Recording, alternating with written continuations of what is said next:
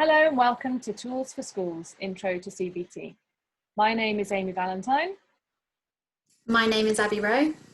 And we are part of the Changing Minds Children, Young People and Families team at Newport Mind. This session has been designed as a bite-sized resource to explain how school staff can use CBT to help young people develop their decision-making and emotion regulation skills, as well as their overall well-being. The content in this session is evidence-based and highly condensed for efficiency.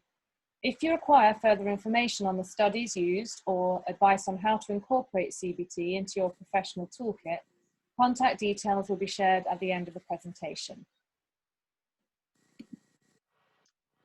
Research suggests that around 20% of pupils have a diagnosable mental health condition, which translates to roughly 6 young people in every class of 30.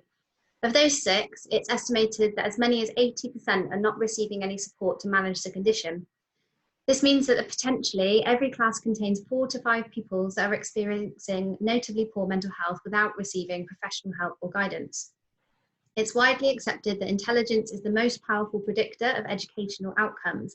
However, a study looking at the impact of anxiety and depression on achievement levels found mental health to exert a greater influence than intelligence in predicting poor academic achievement. Little is currently known about the long-term impacts of pandemics on the mental health of young people. However, a survey of over 2,000 young people carried out by Young Minds at the beginning of the COVID-19 lockdown found that 83% felt the situation had negatively impacted their mental health. In light of this, it's imperative that we consider ways to support our young people as they return to school. Protective factors are elements which have been identified as supporting young people to develop resilience in the face of experiences such as poor mental health or traumatic life events. Think of protective factors as offering peace in the face of adversity. Positive relationships. So these can be with family and friends or professionally with staff at school. For some young people, simply being able to identify a positive relationship will be the start. Experiencing success. It is crucial that both curricular and extracurricular opportunities for success exist, and that challenges are carefully set and broken down into achievable parts. Ability to plan and reflect. Research shows that higher levels of executive functioning, which may manifest in class as the ability to pay attention, follow instructions, wait one's turn and remember rules, predict resilient school and peer functioning above and beyond intelligence level. Coping skills. Research indicates that young people who use coping strategies are better able to regulate their emotions and have healthier thinking patterns. Emotion regulation.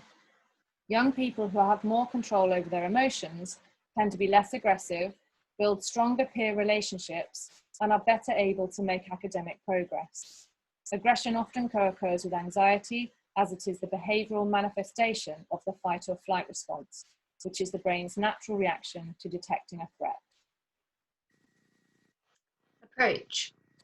CBT has a considerable evidence base as a coping skill, both with children and adults. Findings suggest that CBT can help pupils with emotion regulation and executive function, which, as we found out on the previous slide, contribute to both social and academic success. CBT also has a proven track record with helping to manage negative automatic thoughts, which are a key feature of both anxiety and depression. CBT shows how to question your own automatic thoughts so that you can reflect upon their validity and decide whether or not they are reasonable.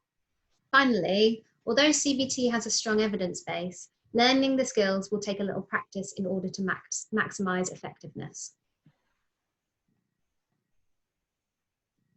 The cycle. CBT works on the assumption that thoughts, feelings, and behavior are closely linked and influence each other in a predictable pattern.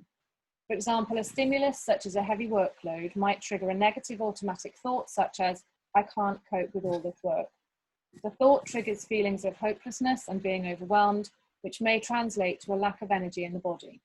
These physical and emotional feelings influence behavior choices, potentially leading someone to stay in bed and call in sick, meaning workload is compounded, gets more difficult to manage, and the thought, I can't cope with all this work, is effectively proven.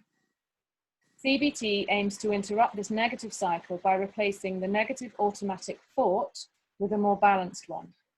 Just as a cycle can spiral negatively, so we can affect it positively. Okay, so let's look at an example.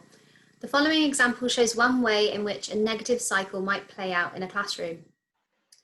Josh is asked to read out in class. An automatic thought flashes through his head: I am useless at reading. His physiological system becomes activated with an increase in heart rate and release of adrenaline, fight or flight. Josh makes an attempt to read, but a classmate teases him and he kicks them, immediately getting into trouble. Josh becomes argumentative and is sent out of the class, avoiding the feared stimulus and reinforcing his belief, I am useless at reading. In order to help Josh to stop the negative cycle of thoughts, feelings and behaviour, we need to help him change the negative thought so that he can respond more constructively to the trigger of his friend teasing him. On trial. So one way to think about questioning negative thoughts is to imagine putting them on trial. The accused in our example would be the thought, I am useless at reading. The defence team are trying to prove the thought is true, so look for evidence to support the thought, such as that Josh was sent out of class, his friend laughed at him, and that he finds reading difficult. However, the prosecution are trying to prove the thought is incorrect, so look for evidence to disprove the thought, such as Josh was actually sent out for kicking, not poor reading. Some of Josh's friends also struggle with reading out loud, and that Josh can read fine when he's on his own. The role of the judge is to review evidence from both sides of the argument and come to a balanced view. Here, the judge might decide that lots of people find reading out loud a challenge, so Josh is only experiencing what is average for his peer group, and that as he can read fine at home, he just needs to build his confidence. With this in mind, the more balanced thought to replace the negative automatic thought might be, I can read, I just need time. Conversation. Understanding the principle is one thing, but how do we use the principles of CBT in a conversation with a young person?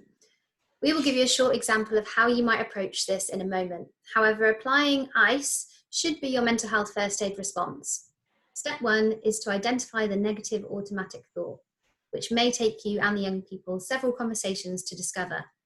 However, once you begin to understand what the negative thought is, you can move on to step 2, challenging the thought by searching for evidence, like in the on-trial example previously.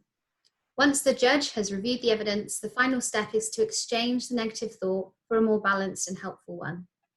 Here is an example of how this conversation might initially go.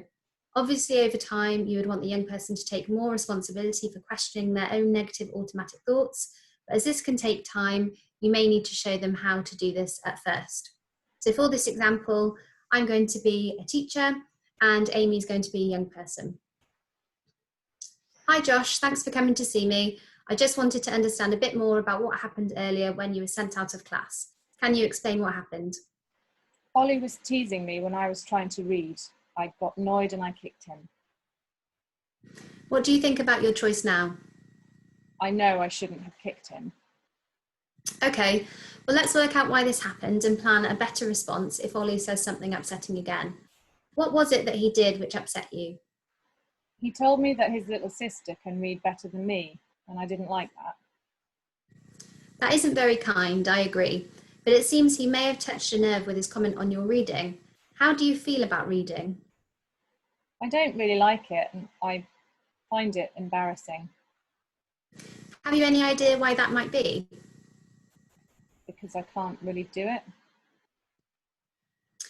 I understand that you feel you can't do it and that it makes it embarrassing. Perhaps you could tell me how much you managed to read before the incident with Josh. I read 1 page.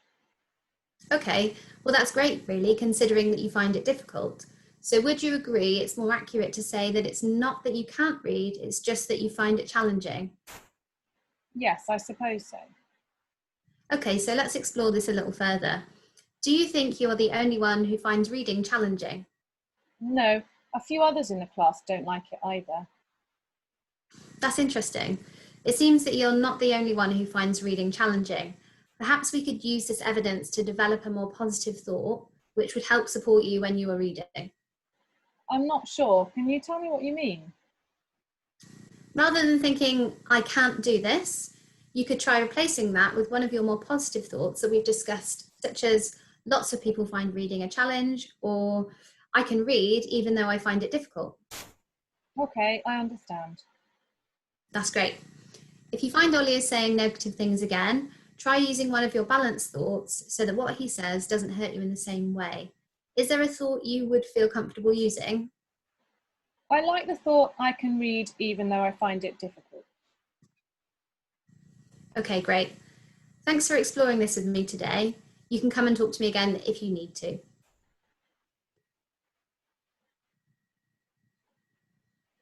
Application. So all school staff who work face-to-face with pupils can begin applying these strategies in one-to-one conversations immediately. These conversations might take place at the end of a lesson where an incident of negative behaviour might need to be reviewed. However, if triggers are already identified for certain pupils, preventative work can also be carried out by exploring thoughts around the trigger and replacing them before the negative cycle occurs. Potentially, CBT skills could also be taught to all pupils during form time sessions or embedded in lessons, particularly in light of the increased emphasis on mental health and well-being in the upcoming curriculum changes. And finally, further information. We hope you found this talk useful. The apps Catch It and Mindshift CBT are also useful with supporting the management of negative automatic thoughts. If you'd like to read more about CBT in schools, there is a detailed article from educational psychologist at Manchester University, which provides lots of practical ways to implement CBT into classrooms.